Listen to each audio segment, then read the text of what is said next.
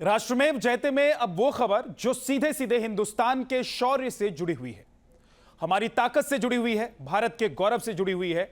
मौजूदा दौर में समंदर पर बादशाहत के लिए दुनिया के सभी शक्तिशाली मुल्कों में जोर आजमाइश चल रही है। खासकर चीन अपनी नौसेना को लगातार मजबूत कर रहा है, लेकिन हिंदुस्तान भी इसमें पीछे नहीं है। भारत में भी लगातार नेवी को मॉडर्न और शक्तिशाली वॉरशिप से लेस किया जा रहा है। अभी हाल ही में पहले स्वदेशी एयरक्राफ्ट कैरियर आईएनएस विक्रांत के आने के बाद अब एक और बाहुबली दुश्मन को चुनौती देने के लिए समंदर की लहरों पर जलवा फरोश होने वाला है। समंदर में देश के शौर्य को बयां करती एक खास रिपोर्ट आपको दिखाते हैं।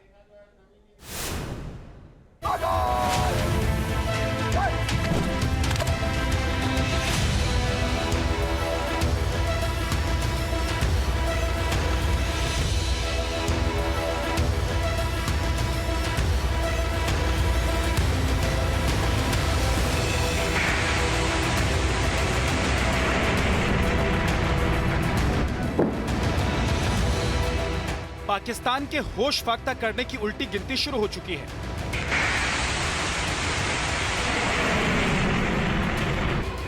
चीन की समंदर वाली साजिश पर पानी फेरने का काउंटडाउन चालू हो चुका है।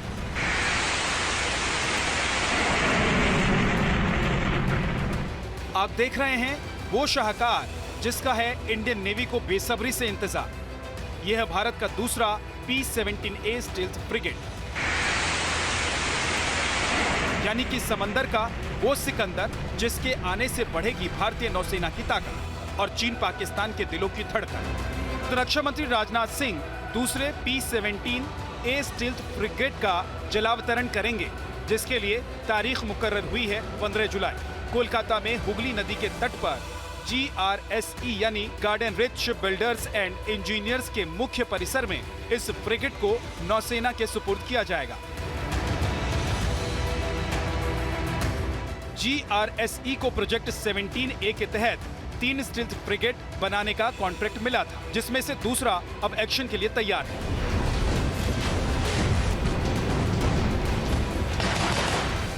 हिंद महासागर की लहरों पर दुश्मनों का ये काल जल्द गश्त लगाता नजर आएगा।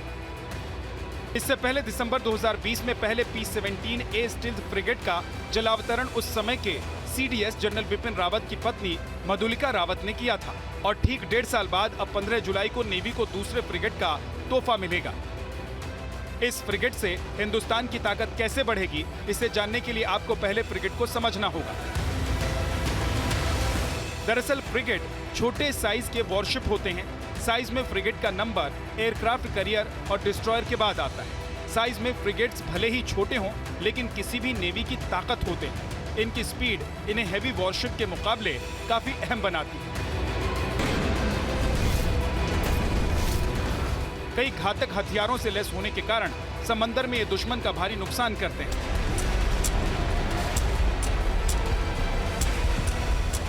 जहां तक P-17A फ्रिगेट का सवाल है, तो प्रोजेक्ट 17A के तहत इन घातक वॉरशिप को बनाया जा रहा है। P-17A फ्रिगेट में A का मतलब है अल्फा। इसे नीलगिरी फ्रिगेट के नाम से भी जाना जाता है। गाइडेड मिसाइल फ्रिगेट बनाने के लिए इस प्रोजेक्ट की शुरुआत की गई थी। प्रोजेक्ट को कोड नेम P-17A दिया गया है। प्रोजेक्ट 17A के तहत कुल 7 स्टील्थ फ्रिगेट बनाए जाने हैं। 7 में से 4 फ्रिगेट मझगांव डॉक लिमिटेड और 3 GRSE बना रही है। जैसा कि हमने आपको पहले भी बताया कि ये एक गाइडेड मिसाइल फ्रिगेट है। इसका मतलब है कि लॉन्चिंग के बाद भी इससे मिसाइल को गाइड किया जा सकता है। फ्रिगेट पर HL ध्रुव हेलीकॉप्टर या फिर सी किंग MK-42B हेलीकॉप्टर्स की तैनाती भी की जा सकती है। हेलीकॉप्टर के अलावा जिन और घातक हथियारों से इसे लैस किया जाएगा, उसमें DRDO से बनाए Shakti electronic warfare suite, Kavach decoy launcher, सतह से हवा में वार करने वाली Barak missile, BrahMos anti ship missile, anti submarine rocket launcher, triple torpedo tube और 76 mm मेलारा नेवल गन शामिल है। टारगेट को ट्रेस करने के लिए इसमें आधुनिक रडार और सोनार सिस्टम लगा हुआ है। जैसा कि इसके नाम से ही जाहिर है, जबकि फ्रिगेट स्टील्थ तकनीक से लेस है। इसके मायने हैं कि दुश्मन के रडार सिस्टम इसे पकड़ नहीं पाएंगे। अब भारत के इस दूसरे P-17A स्टील्थ फ्रिगेट की कुछ और खासियत भी आपको बताते हैं। इस वॉरशिप की लंबाई 149 मीटर है। इसका डिस्प्लेसमेंट 6,670 टन है। इसकी स्पीड 59 किलोमीटर प्रति घंटा है, जबकि इसकी रेंज 4600 किलोमीटर से 10,200 किलोमीटर तक है।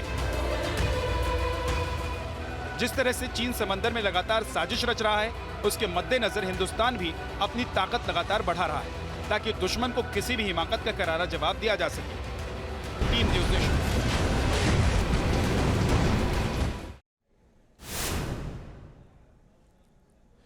इसमें कोई शक नहीं है कि समंदर में लगातार चुनौतियां बढ़ रही हैं, लेकिन उसी हिसाब से हिंदुस्तान की ताकत भी बढ़ रही है। आइए आपको दिखाते हैं इंडियन नेवी की ताकत क्या है। भारत की नौसेना के पास छोटे बड़े कुल 295 वॉरशिप हैं। इसके अलावा एयरक्राफ्ट कैरियर की बात करें तो कुछ ही देशों के पास हैं ये, लेकिन भारत के पास 2 एयरक्राफ्ट कैरियर मौजूद हैं। सबमरीन में भारत के पास 17 ऐसी ताकतें हैं जो बेहद घातक हैं। घातक पनडुब्बियां भारत के पास मौजूद हैं और इसी तरह डिस्ट्रॉयर भारत के पास 10 हैं। तो अगर फ्रिगेट की बात करें जो बहुत इंपॉर्टेंट होता है किसी भी नेवी के लिए, तो भारत में इसकी संख्या है 13, यानी कि 13 फ्रिगेट भारत के पास मौजूद हैं। कोरवेट की संख्या भारत के पास 22 है और इसके अलावा अगर भारत नेवी की ताकत की हम बात करें तो पेट्रोलिंग जहाज भारत के पास 128 मौजूद हैं। तो इस तरीके से आप समझ सकते हैं कि भारतीय नेवी की ताकत कितनी है और दिनों दिन इसमें और बढ़ोतरी हो रही है। भारत का एक और महाबली जल्द समंदर की लहरों पर ललकारता नजर आएगा। नाम है INS विक्रांत, यानी कि भारत में बना वो स्वदेशी एयरक्राफ्ट कैरियर जिसकी कमीशनिंग का वक्त नजदीक आ गया है। अगस्त में INS विक्रांत अपनी नेवल ड्यूटी में तैनात हो जाएगा और इसी के साथ ब्लू नेवी की ताकत हासिल करने की तरफ भारत एक और कदम आगे बढ़ जाएगा।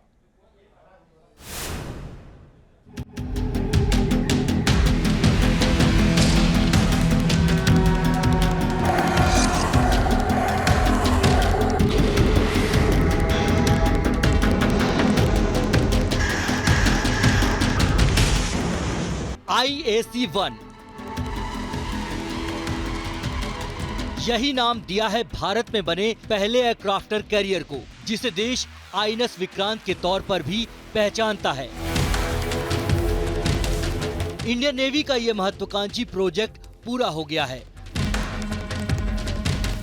और जैसे ही ये समंदर की लहरों पर उतरेगा तो दुनिया मेक इन इंडिया की एक और दमदार धमाकेदार तस्वीर देखेगी। मीडिया रिपोर्ट्स के मुताबिक अगस्त 2022 में INS विक्रांत की कमीशनिंग यानी एक्टिव सी ड्यूटी शुरू हो जाएगी। जुलाई के आखिरी 2 हफ्तों में INS विक्रांत के फाइनल सी ट्रायल पूरे हो जाएंगे। भारत की स्वतंत्रता के 75वें उत्सव पर INS विक्रांत को कमीशन किया जाएगा और कमीशनिंग के बाद इसके एविएशन ट्रायल्स शुरू हो जाएंगे। INS विक्रांत के जल समंदर पर दहाड़ने का पहला सिग्नल उसी वक्त मिल गया था जब प्रधानमंत्री नरेंद्र मोदी को भारतीय नेवी ने INS विक्रांत पर आमंत्रित किया था। प्रधानमंत्री मोदी ने खुद INS विक्रांत में बैठकर इसके ऑफशोर ट्रायल्स का जायजा लिया था और महसूस किया था उस शक्ति को जो ये फौलादी योद्धा अपने अंदर समाये बैठा था। भारत ने अपने पहले स्वदेशी एयरक्राफ्ट कैरियर INS विक्रांत को समुद्र में ट्रायल के लिए उतारा है। भारत आज अपना लड़ाकू विमान बना रहा है। भारत ने देश के दुश्मनों को नए भारत के सामर्थ्य का संदेश भी दे दिया है। साल 2021 में जो उद्घोष प्रधानमंत्री नरेंद्र मोदी ने किया था, उसकी जीती जागती तस्वीर साल 2022 में INS विक्रांत की शक्ल में सामने आ गई है। 23,000 करोड़ रुपए की लागत से बना INS विक्रांत अपने आप में समंदर में तैरता एक बारूदी किला होगा। समंदर में INS विक्रांत की ऑपरेशनल रेंज 15,000 किलोमीटर होगी। और 56 किलोमीटर प्रति घंटा की रफ्तार से ये समंदर की लहरों को चीरता नजर आएगा। आईएनएस विक्रांत पर एक बार में 196 ऑफिसर्स और करीब 1500 सेलर्स एक साथ तैनात रहेंगे। इसका फ्लाइंग डेक 1,10,000 स्क्वायर फीट का है और इस एयरक्राफ्ट कैरियर में कुल 14 डेक होंगे। सिर्फ अपने आकार, अपनी रेंज और अपनी स्पीड ही नहीं, बल्कि अपने बारूदी जखीरे की वजह से भी आईएनएस विक्रांत दुनिया के बेहतरीन एयरक्राफ्ट कैरियर्स में गिना जाएगा। आईएनएस विक्रांत पर एक साथ कुल 26 फाइटर जेट तैनात हो सकेंगे। इन फाइटर जेट्स के लिए एयरक्राफ्ट कैरियर के अंदर एक हैंगर और 2 लिफ्ट भी हैं। इसके साथ ही साथ आईएनएस विक्रांत पर एक साथ 4 ASW हेलीकॉप्टर और 2 ध्रुव हेलीकॉप्टर भी तैनात किए जाएंगे। एविएशन के साथ ही साथ आईएनएस विक्रांत अपने साथ मिसाइलों का जखीरा लेकर चलेगा। आईएनएस विक्रांत में 2x32 वर्टिकल लॉन्चर सिस्टम है, जो इस शिप में 64 बराक मिसाइलों को फायर कर सकता है। इस शिप पर अलग अलग लोकेशन पर 4 ऑक्टो मेरेटा कैनन भी लगाई गई हैं। ये कैनन 1 मिनट के अंदर 120 राउंड फायर कर सकती है और शिप के डिफेंस मैकेनिज्म को मजबूत करने के लिए मौजूद रहेंगी 4 AK-630 कैनन। इतनी फायर पावर के साथ आगे बढ़ने वाला आईएनएस विक्रांत अकेले ही किसी एक बंदरगाह या समंदर किनारे शहर को बर्बाद करने की कुव्वत और ताकत रखता है। इंडियन नेवी के इंडियनाइजेशन यानी स्वदेशी हथियारों के निर्माण के सिलसिले का जीता जागता सबूत है आईएनएस विक्रांत। साल 2004 में कोच्चि शिपयार्ड को ये शिप बनाने का ऑर्डर दिया गया था और 18 सालों की अथक मेहनत के बाद भारत का ये फौलादी योद्धा अपना दमखम दिखाने को तैयार है। आईएनएस विक्रांत की कमीशनिंग के साथ मेक इन इंडिया का सपना एक मील के पत्थर को छू लेगा। लेकिन जैसा कि प्रधानमंत्री नरेंद्र मोदी ने कहा था कि make in India fire power का ये सिलसिला अब कभी नहीं रुकेगा, सिर्फ आगे ही बढ़ता रहेगा। अब देश ही नहीं बल्कि पूरी दुनिया को अगस्त 2020 की उस तारीख का इंतजार है जब देश आजादी का जश्न मनाएगा और उस जश्न में 4 चांद लगाएगा INS Vikrant. Team news nation.